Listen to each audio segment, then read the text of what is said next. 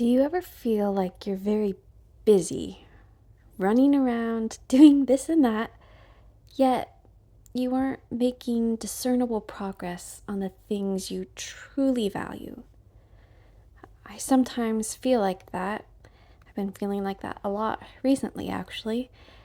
I sometimes feel like, with motherhood and homemaking and homeschooling and teaching a writing class at the co-op and getting kids to their sports practices and their doctor's appointments and their orthodontist appointments and running a toddler to the potty frequently, and I can just become so consumed and absorbed by the little, daily tasks of tidying and washing and fixing and replacing batteries and looking up the address of how to get there and how long it's going to take on the GPS and contacting this person and scheduling this thing that I'm sometimes unavailable or too tired to do the things that are more significant,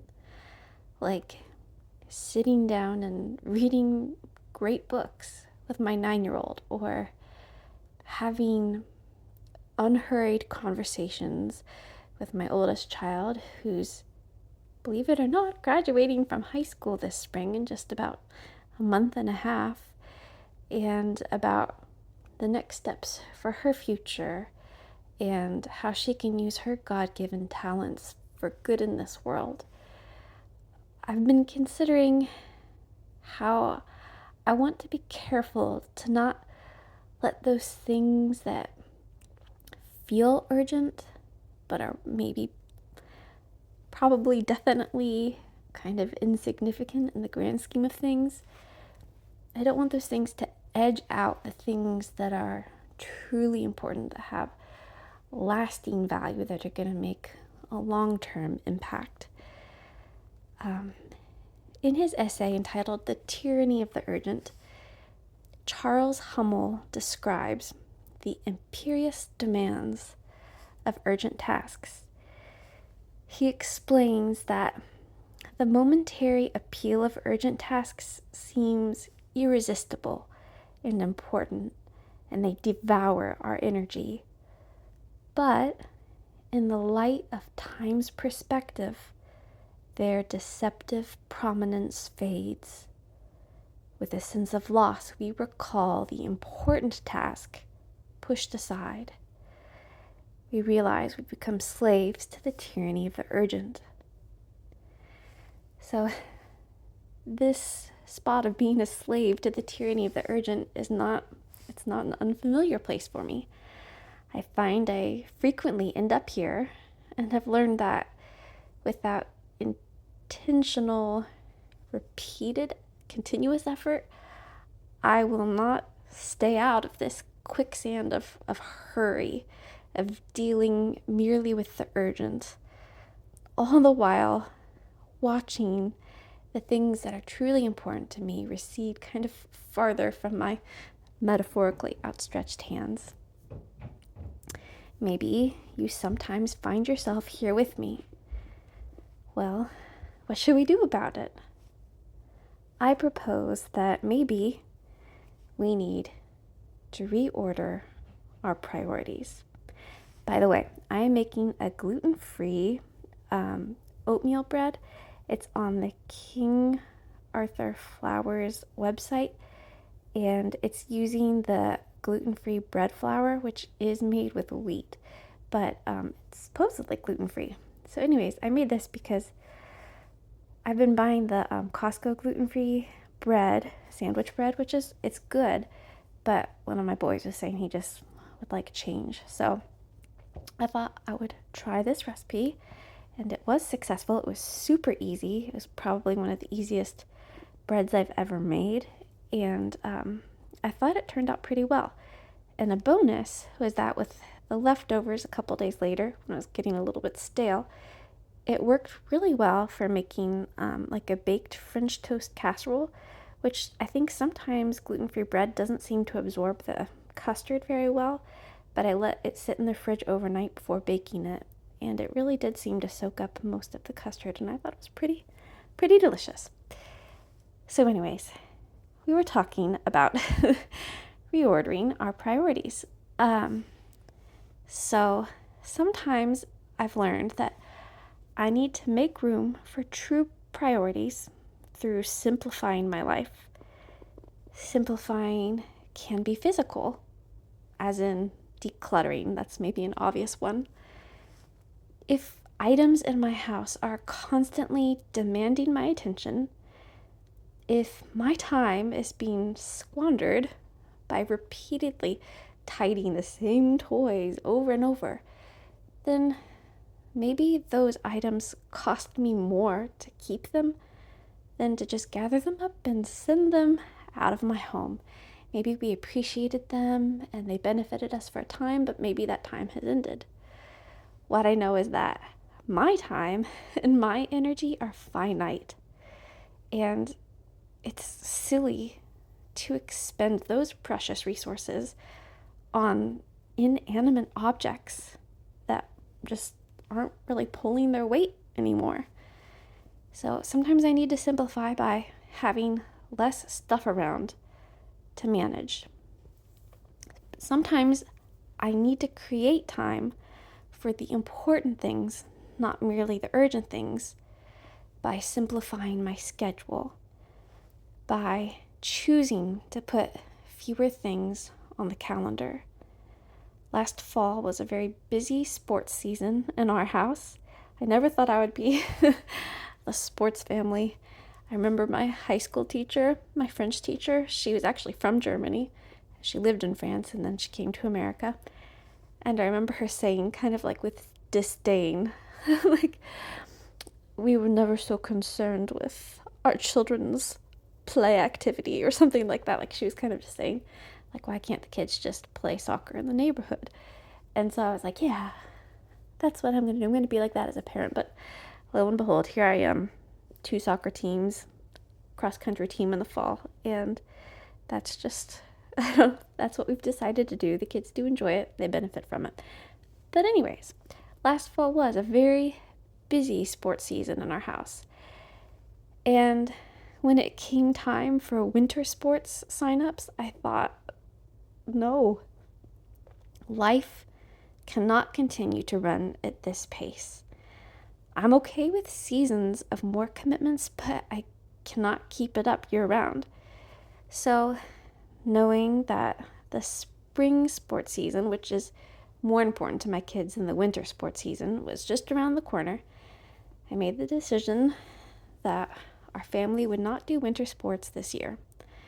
Instead, we would use the winter season to focus on academics, accomplish some small house projects, some of that decluttering I was mentioning earlier, and just enjoying the holidays and the many birthday events that are so profuse for our family at this time of year.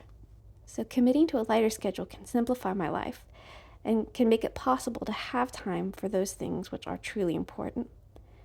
Oh, and here I'm making chocolate peanut butter energy balls. The same child who requested the bread also requested these. So it's just oats, maple syrup, vanilla extract, peanut butter, and chocolate chips. And then sometimes I'll dribble in like a tablespoon or 2 of water at a time if I need it to be a little bit, I don't know, more wet so that it holds together.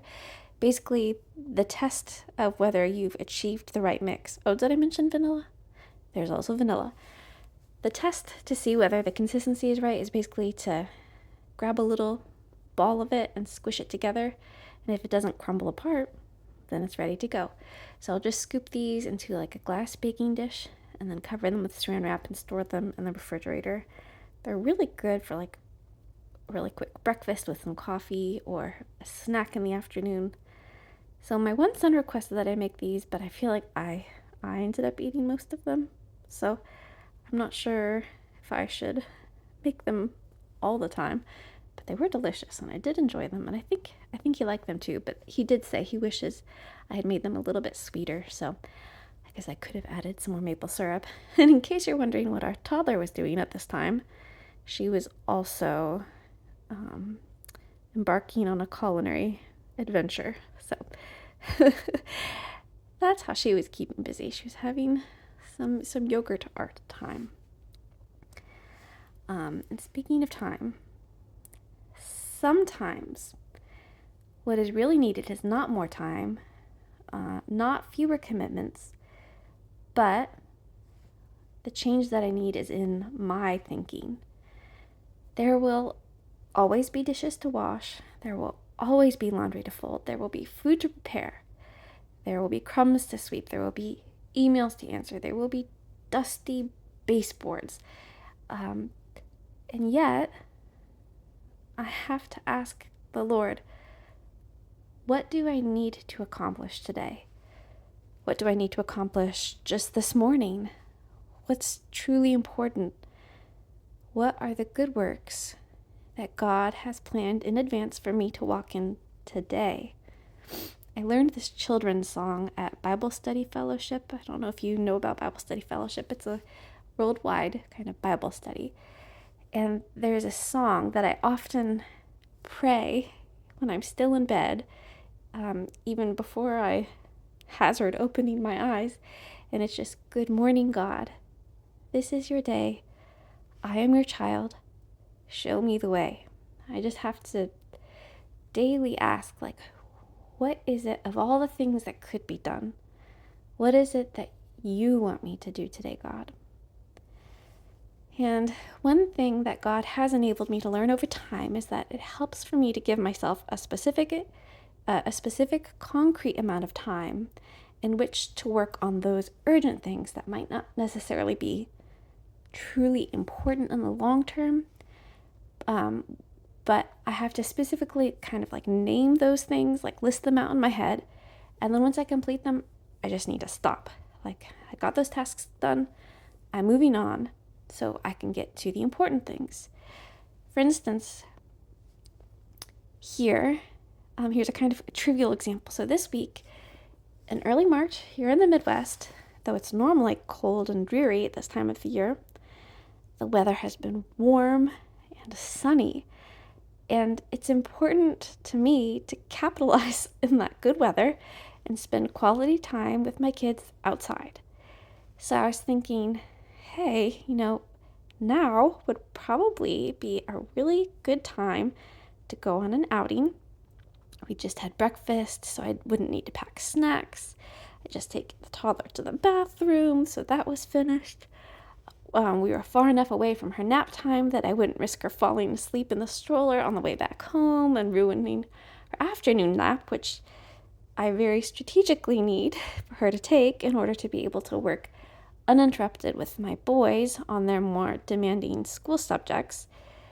So I decided I'd better wear the toddler on my back because she was in a very curious, exploratory mode, which we all know is actually mom code for inclined to make large messes.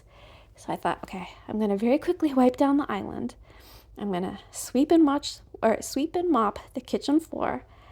And then I wiped down the refrigerator because every time I went to grab the handle, it was like crusty. I don't know what was on it, probably dried yogurt, but it was kind of gross. I was like, I'm going to just do those few things, and then I'm going to head down to the river with my two youngest children, and it's just kind of at the end of our street. There's a bike path, a wooded bike path, and then there's the Olentangy River. And it's really beautiful, and there are some spots where we can kind of access it.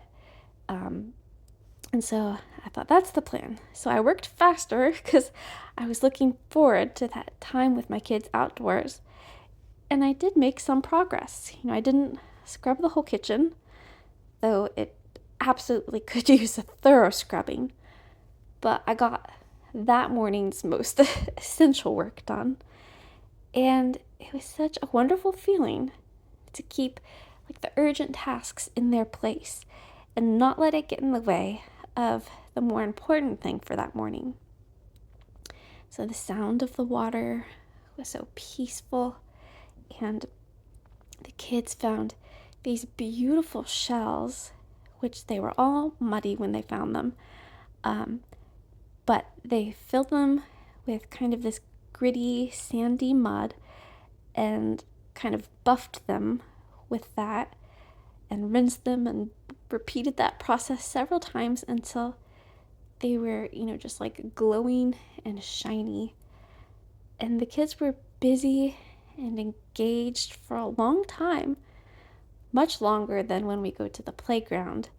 I always find that the muddier they get and the more wet that they become, the more content they are.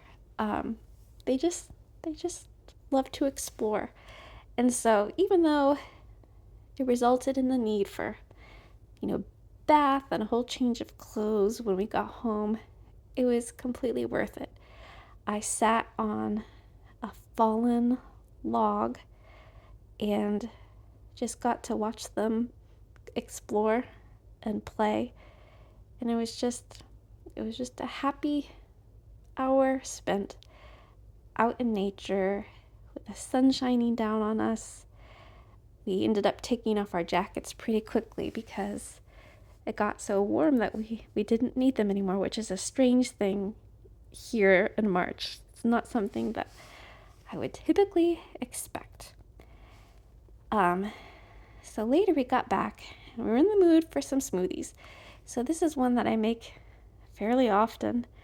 So I started with maple syrup. Maple syrup is a common theme apparently this week for us in our cooking.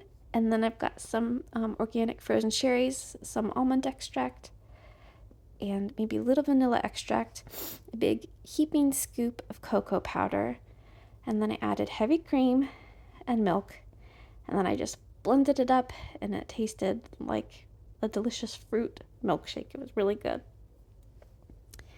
So, referring again to that essay by Charles E. Hummel, he called it The Tyranny of the Urgent, which, if you'd like to read the whole thing, I'll link it in the description box. But he said, "Is there any escape from this pattern of living in which we've become slaves to the tyranny of the urgent? The answer lies in the life of our Lord. On the night before he died, Jesus made an astonishing claim. In the great prayer of John 17, he said, 'I have finished the work which thou gavest me to do.' How could Jesus use the word finished? His 3-year ministry seemed all too short. A prostitute at Simon's banquet had found forgiveness and a new life, but many others still walked the street without forgiveness and new life. For every 10 withered muscles that had flexed into health, 100 remained impotent. Yet on that last night, with many useful tasks undone and urgent human needs unmet, the Lord had peace. He knew he had finished God's work." What was the secret of Jesus' work? We find a clue following Mark's account of Jesus' busy day. Mark observes that in the morning, a great while before day, he rose and went out to a lonely place, and there he prayed. Here is a secret of Jesus' life and work for God. He prayerfully waited for his Father's instructions and the strength to follow them. He discerned the Father's will day by day in a life of prayer. By this means, he warded off the urgent and accomplished the important.